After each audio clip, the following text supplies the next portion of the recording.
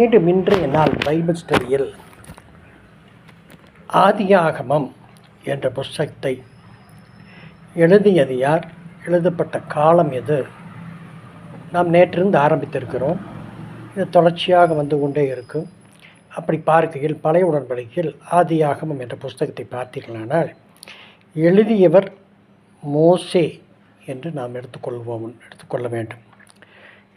எழுதப்பட்ட காலத்தை நீங்கள் பார்த்தீர்களானால் கிமு கிறிஸ்துவுக்கு முன் 1445 1405 வரைக்கும் எழுதப்பட்ட புஸ்தகம் என்று நான் சொல்லிக்கொள்ள ஆசைப்படுகிறேன்.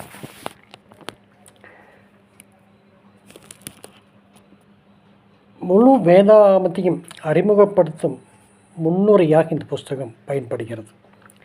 இதில் எபிரேய மொழியில் பார்த்தீங்கன்னா இதுக்கு பெயர் பெரேஷித்னா ஆதியிலே என்று புஸ்தகத்தின் முதல் வார்த்தையிலிருந்து பெறப்பட்டது. ஆங்கில வேதாகமத்தில் பார்த்தீங்களானால் ஜெனிசிஸ் என்று பெயர்.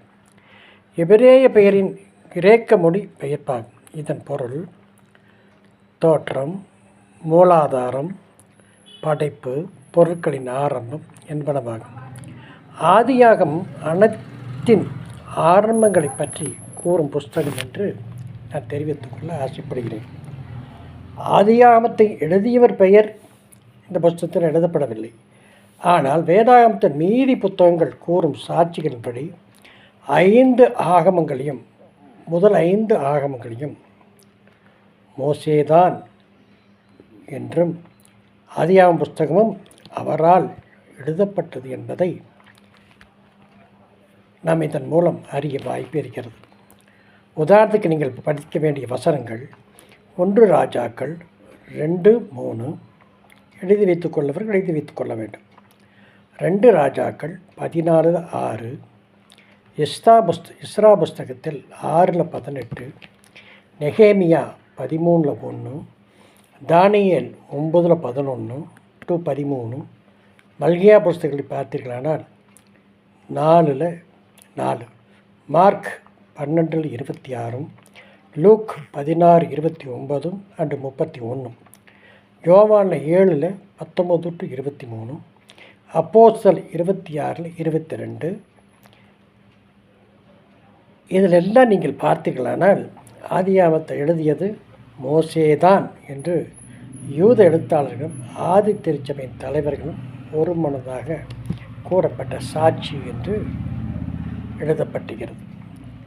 அதேபோல் ஆதியாகமம் கூறப்பட்ட அனைத்து வரலாறும் மோசே காலத்துக்கு முன்னரே உள்ளது. ஆனாலும் பரிசுத்தாவின் வெளிப்படுத்தல் மூலம் கிடைக்கப்பெற்ற எல்லா ஆதாரங்களையும் வாய்வழி செய்திகளையும் மோசே தொகுத்து வரிசைப்படுத்தி எழுதி வைத்துள்ளார்.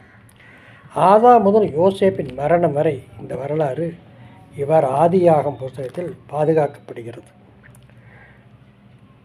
ஆதியாகமத்தை எழுதும்போதே மோசே பல வரலாறு குறிப்புகளை பயன்படுத்தினான் என்பது 11 இடங்களில் காணப்படும். இவர்களின் வம்ச வரலாறு என்று உறுதி செய்யப்படுகிறது. எபிரேய மொழியில் இது பார்த்திருந்த சொல்லுக்கு பெயர் எல்லே டொலக்டோட். இதை இவர்களின் சரித்திர வரலாறு இவைகளே என்று மொழிபெயர்த்திருக்கிறது. ஆதியாகமம் கீழ்ப்பண்ட சரியாக பதிவு செய்துள்ளது. சிருஷ்டிப்பு சரியாக பதிவு செய்யப்பட்டுள்ளது. ஆண்டவரால் ஏவப்பட்டு எழுதப்பட்டது என்பதும் அதன் வரலாற்று உண்மைத்தன்மையும் ஆண்டவராக இயேசு கிறிஸ்துவால் புதிய ஏற்பாட்டில் உறுதி செய்யப்பட்டுள்ளது என்றும் நாம் பார்த்தோமானால் வசனத்தில் பார்த்தோமானால் மத்தேயு 19:4-6, லூக் 11:15, யோவான் 7:21-23 இதெல்லாம் பார்த்தீர்களானால் இது தேவனால் சிறந்த முறையில் ஆயுதம் பண்ணப்பட்டு மோசேவால் எழுதப்பட்டது என்பதை நாம் அறிந்து கொள்ள வாய்ப்பிருக்கிறது. அப்போ இன்றோடு இதை முடித்துக் கொள்கிறேன். நாளை ஆதியாகமம் எழுதப்பட்ட நோக்கம் என்ன, அது ஒரு கண்ணோட்டமாக பார்ப்பது என்ன, அதனுடைய சிறப்பு அம்சங்கள் என்னென்ன இருக்கிறது என்பதை நாம் நாளை மீண்டும் பைபிள் ஸ்டடியில் கூறுவதற்கு தேவன் தாமே ஆசீர்வதிப்பாராக.